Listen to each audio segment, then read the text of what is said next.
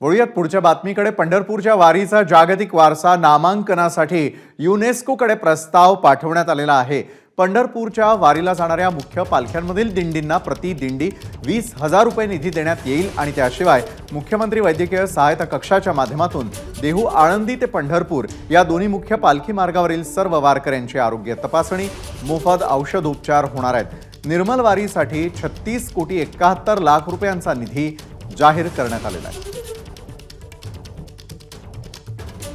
Oasis फर्टिलिटीच्या तज्ञांनी IVF उपचार पद्धतीद्वारे 1 लाखांहून अधिक जोडप्यांना मातृत्व प्राप्तीचा आनंद दिला आहे। मोफत अपॉइंटमेंट बुक करण्यासाठी आजच संपर्क साधा।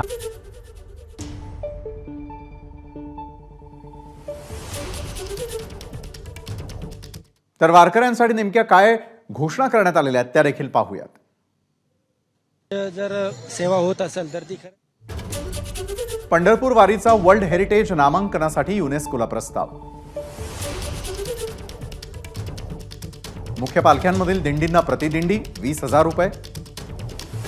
निर्मल वारीसाठी 36,71,00,000 रुपये निधी। पालखी मार्गावर वारकऱ्यांची मोफत तपासणी आणि उपचार।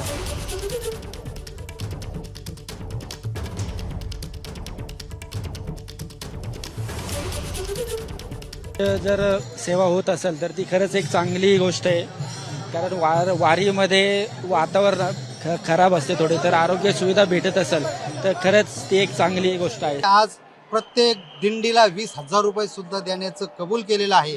या प्रत्येक पालखी सोहळ्यामध्ये लाखो भाविक असतात, मग त्या लाखो भाविकांची व्यवस्था एका ठिकाणी होत नाही।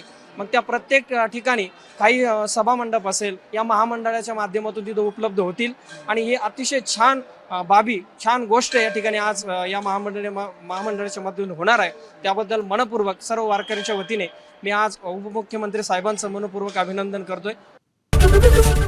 एबीपी माझा, उघडा डोळे बघा नीट।